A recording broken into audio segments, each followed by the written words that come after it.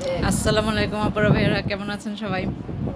আশা করি সবাই ভালো আছেন। তো প্রতিদিনের মতো আজকের নতুন আরেকটি ব্লগ নিয়ে আপনাদের সামনে আসলাম।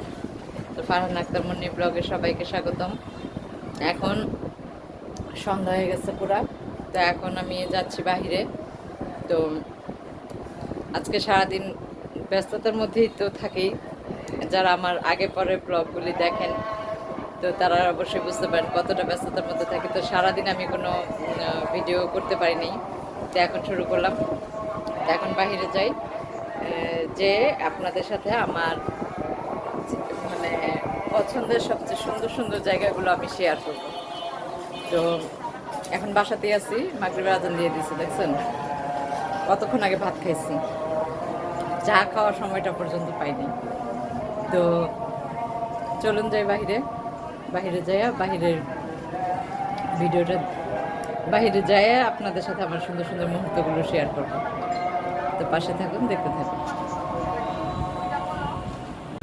তারপরে এখন আমি আমাদের বাসার এখানেই আমি সিএনজিতে ওঠার জন্য অটোতে ওঠার জন্য এখানে দাঁড়াইছি, দেখি অটো পাই কিনা। দেখেন একটা অটো পাইতেছি না, কি একটা অবস্থা।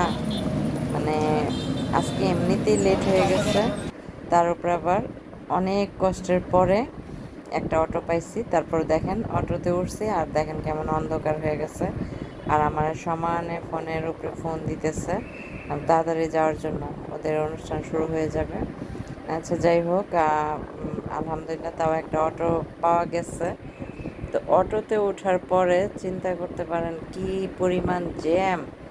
এই জ্যামে বসে থাকতে থাকতে আমি পুরো অস্থির হয়ে গেছি, অস্থির।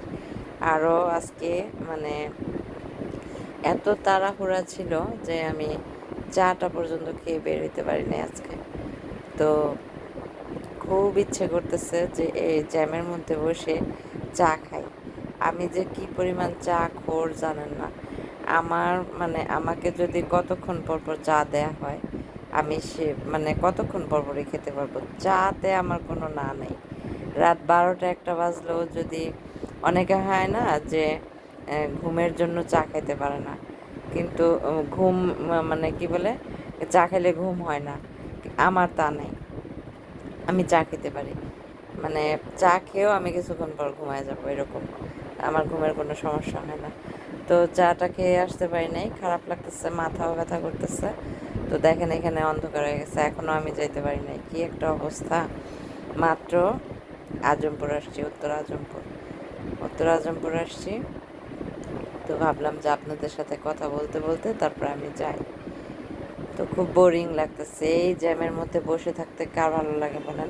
আর একটু একটু ঠান্ডা পড়ে গেছে, কিন্তু ওই শীত শীত ভাব, বাহিরে কিন্তু শীত শীত ভাব নাই, অনেক গরম বাহিরে। আর ঢাকায় কি শীত আছে বলেন? ঢাকার মধ্যে একদমই শীত নেই। যারা যারা ঢাকায় আমার, ঢাকার মানুষজন আমার ব্লগগুলি দেখেন, তারা বুঝতে পারবেন বা আমাকে কমেন্টে জানাবেন।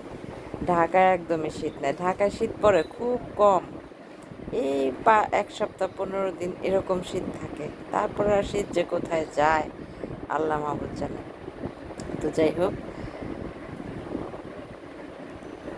আমি ওখান থেকে ডেলিভারি দিয়ে চলে আসছি। তো দেখেন এখানে হচ্ছে কি, এই যে সিরামিক্সের দোকান, কি সুন্দর সুন্দর কাপ পিরিচ, যে এখানে ডিনার সেট, কাপ, চায়ের কাপ, তারপরে পিরিচ, তারপরে হচ্ছে মগ, তারপরে হচ্ছে মানে বিভিন্ন চামচ, অনেক কিছু, অনেক সুন্দর সুন্দর। আর একটা মগ দাম করছিলাম এখানে, কত চাইছে জানেন? 120 টাকা। চা খাওয়ার জন্য একটা মগ পছন্দ হয়েছিল, 120 টাকা দাম চাইছে। তো আমি 80 টাকা বলে দিচ্ছি, কিন্তু রাজি হয় নাই। যাই হোক, আমার কেনারও নিয়ত ছিল না। আমার এখানে দেখেন শীতের কাপড়, আমার এই গেঞ্জিটা খুব পছন্দ হয়েছে। আমার শীতের পোশাকে সবসময় বুক ফাড়া কতগুলো গেঞ্জি আছে না, এই যে এই গেঞ্জিটা যেমন সামনে দিয়ে বোতাম, বোতাম সিস্টেম বা চেন সিস্টেম, এইসব মানে গেঞ্জি ভালো লাগে শীতের মধ্যে পরতে, খুব ভালো লাগে আমার কাছে। ভারী সোয়েটার না, এরকম পাতলা পাতলা সোয়েটার হইলে আমার কাছে খুব ভালো লাগে। তো অনেক ধরনের এখানে শীতের পোশাক উঠছে, দেখেন কত সুন্দর সুন্দর। এত ভালো লাগছে দেখে। আর এখানে ছেলেদের কত সুন্দর সুন্দর গেঞ্জি, খুব ভালো লাগছে। তো এখানে অনেক ভালো ভালো মানুষ এসে মার্কেট করে, জানেন না? উত্তরার মধ্যে উত্তরায় যারা থাকে তারাও করে, আবার রেলগেটের রবিবার যারা থাকে তারাও করে। মানে অনেক সুন্দর। আর গাছের নিচে দোকানগুলো, কি সুন্দর বাতাস। মানে এখনকার যে ঠান্ডাটা বাহিরে, খুব ভালো লাগে এই ঠান্ডাটা। মানে হিম বাতাস, না শীত না গরম, এত ভালো লাগে। তো যাই হোক, আপনাদের সাথে কথা বলতে বলতে আমি এত এখানে চলে আসছি। তো এই যে বুড়ো চাচাটা, উনি বলতেছে যে ওনার এখানে দোকান এইটা আছে, তারপরে যে প্যান্টের উপরে হাত দিয়ে দাঁড়ায় আছে এটা দোকান, আর একটা দেখাইতেছে ওই সামনে একটা আছে দোকান। তো ওনার এখানে দুইটা দোকান, ওই যে বলতেছে যে সামনে একটা আছে দোকান, দেখাইতেছে আমাকে। তো ওনার এখানে ভালো ভালো জিনিসই আছে, দেখলাম ঘুরে ঘুরে। তো সব তো দেখানো সম্ভব না এই কয়েক মিনিটের ভিডিওতে। তো আমি যে দেখছি আমার কাছে খুব ভালো লাগছে। তো যাই হোক, এখন বাসার দিকে রওনা দিব। বাসায় যেতে যেতে আমি একটা অটোতে উঠছি। এখন অটোতে উঠে এখন বাসায় যাচ্ছি। তো আমার কাছে খুব ভাল লাগতেছে রাতের বেলা, মানে রাতের জার্নিটা আমার কাছে খুব ভালো লাগে। সেটা হচ্ছে আপনি যেখানেই বলেন, রিক্সার মধ্যে জার্নি, ট্রেন জার্নি। আগে কি হইতো জানেন?